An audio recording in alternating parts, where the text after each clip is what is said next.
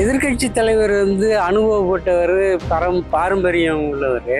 அவர் ஆதாரம் இல்லாத பேச மாட்டாரு. அது புதுசா வந்தவங்களுக்கு அது பிடிக்கல.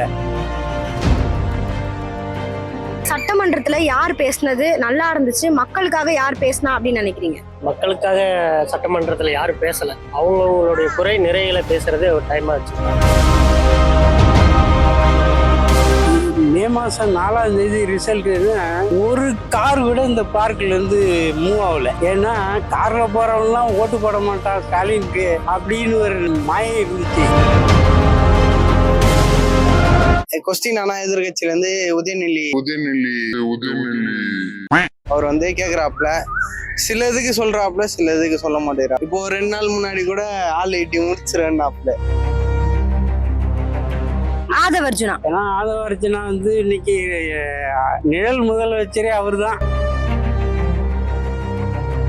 அமைச்சர்கள்ல யாரு நல்லா பேசுறாங்க, அவங்க பேசுறது ஈர்க்கிற மாதிரி இருக்குன்னா யாரு பேசுறது? ஸ்டாலின் அவர் தான் நல்லா காமெடி பண்ணாரு, எல்லாம் பண்ணாரு அவரு. ஸ்டாலின் இல்லவே இல்லையே. அதிமுகவை பிரிச்சதும் ஆதவர்ஜுனா தான், லீமா ரோஸை வச்சுதான் பிரிச்சாங்க அப்படின்னு சொல்றாங்க. லீமா ரோஸ் அதிமுகவுல எம்எல்ஏ இருக்காங்க. இருந்தாலும் அவங்கள வச்சுதான் இவர் காய் நகர்த்துறாரு. வணக்கம்.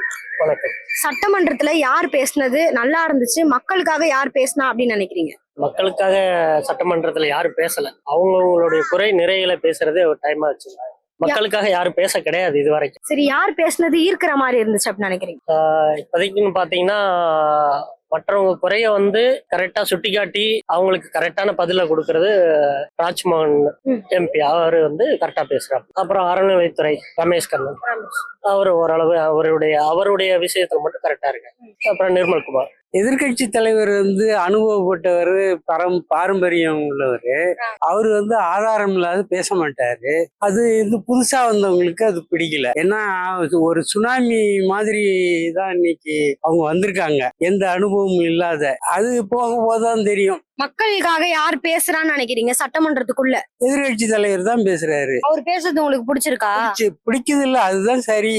மக்களுக்காக தெரிஞ்சு விஜய் எப்பனா ஒரு வாட்டி பேசுறாப்ல. ரொம்ப கொஸ்டின் ஆனா எதிர்கட்சியில இருந்து உதயநிதி அவர் கேக்குறாப்ல, சில இதுக்கு சொல்றாப்ல, சில இதுக்கு சொல்ல மாட்டேறாப்ல. இப்போ 2 நாள் முன்னாடி கூட ஆள் ஈட்டி முடிச்சிருந்தாப்ல விஜய். அதுதான் பிடிச்சது சட்டசபையில். விஜய் சொன்னாங்க. விஜய் அவரை தாண்டி வேற யார் பேசுறது நல்லா இருக்கு அப்படின்னு நினைக்கிறீங்க? யார் பேசினா எடப்பாடி அவங்க பேசுறாங்க. அமைச்சர்கள்ல யாரு நல்லா பேசுறாங்க, அவங்க பேசுறது ஈர்க்கிற மாதிரி இருக்குன்னா யாரு பேசுறது? ஸ்டாலின் அவர் தான் நல்லா காமெடி பண்ணாரு, எல்லாம் பண்ணாரு அவரு. ஸ்டாலின் இல்லவே இல்லையே. அவரு முன்ன இருந்தாருல, அதுக்காக சொல்றேன். இப்ப இருக்கிறவங்கல்ல, இப்ப இருக்கவங்க நம்ம யாரும் தெரியாது. பிடிச்சிருக்குன்னா நல்லா பேசுறாரு, மக்களுக்காண்டி பேசுறாரு. அமைச்சர்கள்ல யாரு பிடிச்சிருக்கு? ஆதவர்ஜுனா. இப்போ முதலமைச்சர் கிட்ட கேள்வி கேக்குறாங்க, ஆனா கேள்வி கேட்டதுக்கு பதில் சொல்லும் போது இருக்க மாட்டாங்க அப்படின்ற ஒரு குற்றச்சாட்டு இருக்கு. அதை நீங்க எப்படி பாக்குறீங்க?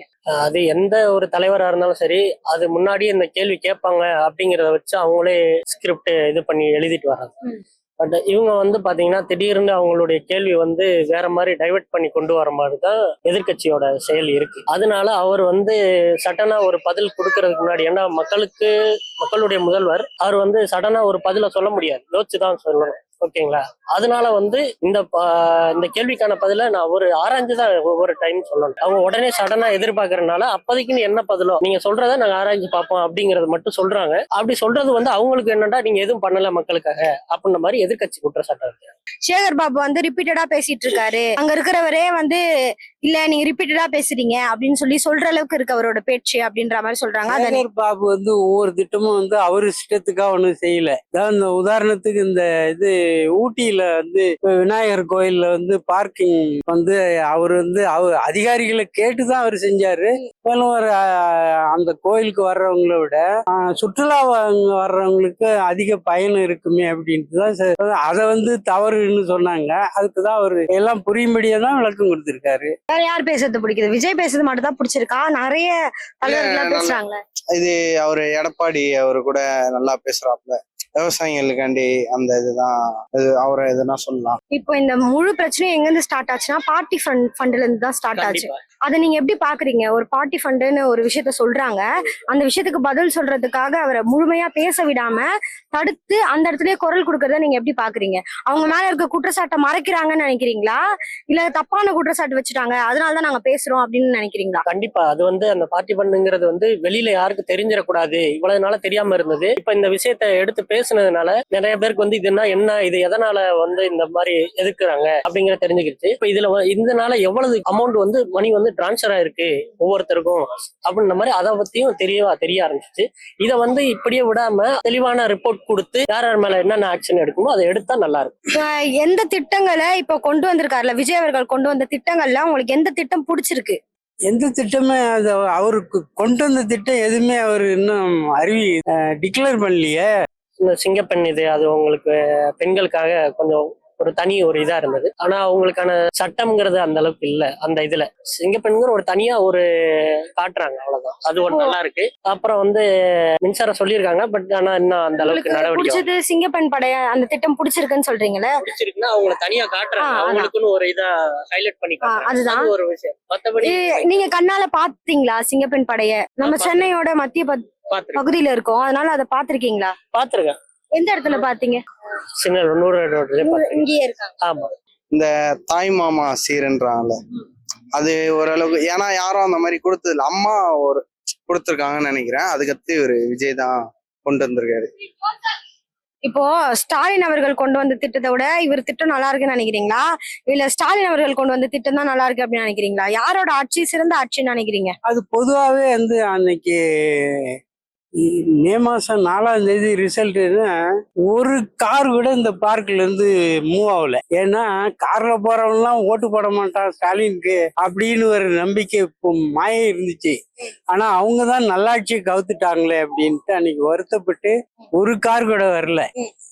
சரி, இப்ப அறநிலைத்துறை அந்த பொறுப்பு இருக்கு இல்லையா, அது வந்து ரமேஷ் அவர்கள் சரியா பண்றாருன்னு நினைக்கிறீங்களா, சேகர் பாபு ஆட்சியில அவரு சரியா பண்ணாருன்னு நினைக்கிறீங்களா? சேகர் பாபு வந்து அதிமுக ஒரு செல்லூர் ராஜ் எல்லாமே இது பாராட்டினாங்க, நல்லா தானே செய்யறாரு சேகர் பாபுன்ட்டு. கிட்டத்தட்ட 3000 கோயிலுக்கு மேல வந்து இது குடமுழு காட்டியிருக்காங்க. ஏகப்பட்ட சொத்துக்கள் வந்து இதுல தனியார்ட்ட வந்து கோயிலுக்கு வந்து பிடிங்கி எடுத்திருக்காங்க. அதெல்லாம் பார்க்கும்போது இது இன்னும் அவங்க இப்பதானே வந்திருக்காங்க. அவரால நிறைய கோவில்கள்லாம் இடிக்கப்பட்டிருக்குன்னு சொல்றாங்கல்ல, அதை நீங்க எப்படி பாக்குறீங்க? சேகர் பாபுவாலதான் நிறைய போக்குவரத்துக்கு இடைஞ்சல் இருந்தா உச்ச நீதிமன்றமும் இல்ல உயர் நீதிமன்றம் உத்தரவுபடிதான் அவங்க செய்வாங்க. சரி, அப்போ மக்கள்லாம் வந்து கோவிலுக்குள்ள போகும்போது சிறப்பு தரிசனம் அப்படின்றது வேண்டாம் அப்படின்ற மாதிரி தான் சொன்னாங்க. ஆனா சேகர் பாபு அவர்கள் கோவிலுக்குள்ள போனாலே மக்கள் எல்லாம் ஸ்டாப் பண்ணி வச்சுட்டு சேகர் பாபு அவர்களை தனியா விடுவாங்க, பாத்திருக்கீங்களா? அத அத அத நீங்க எப்படி பாக்குறீங்க? எனக்கு தெரியாது, அந்த இது கவனத்துக்கு வரல. நான் 5 அமைச்சர்கள் சொல்றேன், அவங்களை நீங்க ரேங்கிங் பண்ணுங்க. ஆதவர்ஜுனா 1 கொடுக்கலாம். ஆதவர்ஜுனா வந்து 5. அதை வச்சுன்னா 1 கொடுக்கலாம் அவருக்கு. ஏன்னா ஆதவர்ஜுனா வந்து இன்னைக்கு நிழல் முதலமைச்சரே அவரு தான். அவருக்கு எத்தனாவது இடம் கொடுக்கலாம்? 5வது. அவரு நிழல் முதலமைச்சர்னு ஏன் சொல்றீங்க?